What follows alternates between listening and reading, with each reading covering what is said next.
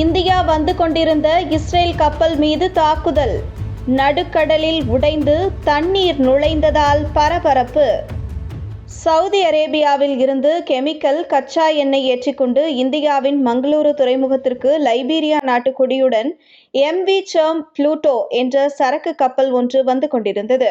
குஜராத்தின் போர்பந்தர் துறைமுகத்தில் இருந்து 217 நாட்டிக்கல் மைல் தொலைவில், அதாவது சுமார் 400 கிலோமீட்டர் தொலைவில் கப்பல் இருந்தபோது அதன் மீது ஆளில்லா விமானம் ஒன்று திடீர் தாக்குதல் நடத்தியுள்ளது.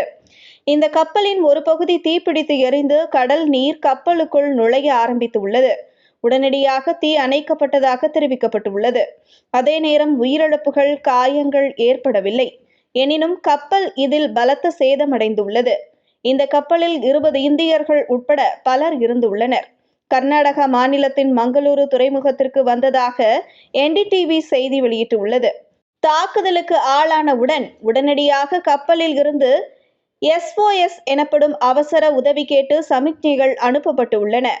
இந்த எச்சரிக்கையை பெற்ற இந்திய கடற்படை ரோந்து கப்பலான ICGS விக்ரம் உடனடியாக சம்பவ இடத்திற்கு விரைந்துள்ளது.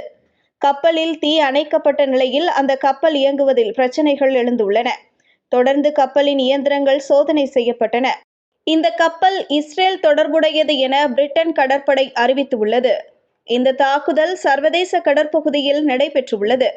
ஏடன் வளைகுடா, செங்கடல் பகுதிகளில் இஸ்ரேல் கப்பல்களை குறிவைத்து ஏமன் ஹவுதிகள் தாக்குதல் நடத்தி வருகின்றனர்.